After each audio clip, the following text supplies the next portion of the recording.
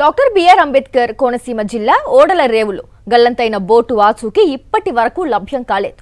ఈ నెల 3వ తేదీన 7 మత్స్యకారులతో సముద్రంలో వేటకు వెళ్లిన బోటు ఆచూకీ ఇప్పటి వరకు తెలియకపోవడంతో కుటుంబ సభ్యుల ఆవేదనకు అంతు లేకుండా పోయింది. బోటు కోసం విస్తృతంగా గాలింపు చర్యలు చేపట్టామని అధికారులు చెబుతున్నా ఇప్పటి వరకు జాడ తెలియకపోవడం గ్రామస్తులను ఆందోళనకు గురిచేస్తోంది. కాటాడి సతీష్ కుమార్, కె రాముడు, కొపనాతి రామకృష్ణ వర్మ, కొల్లాటి యేసుదాసు, కొల్లాటి శ్రీనుబాబు, పాలిపు శాంతారావు, సంగాని తాతారావు 19 రోజులు గడిచినా ఈ గంగపుత్రుల ఆచూకీ దొరకలేదు. ఈ నెల 3వ తేదీన అల్లవరం మండలం ఓడల రేవు నుంచి చేపల వేట కోసం బోటులో సముద్రంలోకి వెళ్లారు వీరంతా. వెళ్లేటప్పుడు 15 రోజులకు సరిపడా ఆహారం తీసుకువెళ్లారు. లెక్క ప్రకారం ఈ నెల 12వ తేదీకి వీళ్ల బోటు తిరిగి రావాల్సి ఉంది. కానీ ఇన్ని రోజులైనా ఇప్పటి వరకు వీళ్ల ఆచూకీ లేదు. సెల్ ఫోన్ సిగ్నల్ లేదు. దీంతో ఈ మత్స్యకారుల కుటుంబాల్లో ఆందోళన కనిపిస్తోంది. అధికారులకు మొరపెట్టుకున్నప్పటికీ బోటు ఎక్కడుందో వాళ్లు కూడా చెప్పలేని పరిస్థితి. వేటకు వెళ్లిన బోటు ఆచూకీ కోసం మెరైన్ పోలీసు, కోస్ట్ గార్డ్ సహాయం కోరింది జిల్లా యంత్రాంగం.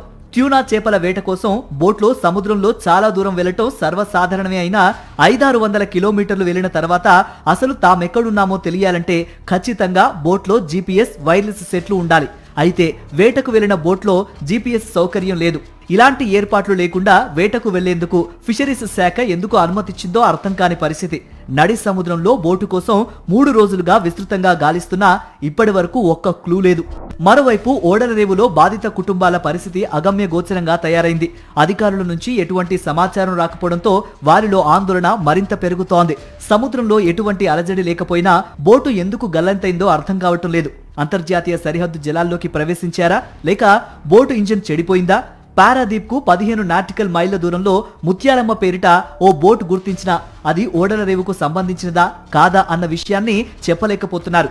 విశాఖ, చెన్నై కోస్ట్ గార్డ్ కు చెందిన 5 నౌకలు, 2 డోర్నియర్ విమానాలతో మత్స్యకారుల ఆచూకీ కోసం ఇప్పటికే గాలింపు చేపట్టామని అధికారులు చెబుతున్నారు.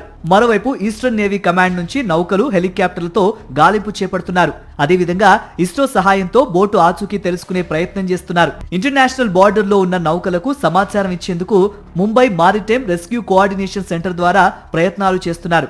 ఇంత జరుగుతున్నా బోటు ఆచూకీ మాత్రం తెలియటం లేదు. బోటులో వేటకు వెళ్లిన మత్స్యకారులు తిరిగి వస్తారనే ఆశతో కుటుంబ సభ్యులు ఎదురు చూస్తున్నారు. మరిన్ని అప్డేట్స్ కోసం ఛానల్ ను సబ్స్క్రైబ్ చేయండి. నోటిఫికేషన్స్ కోసం బెల్ ఐకాన్ పై క్లిక్ చేయండి.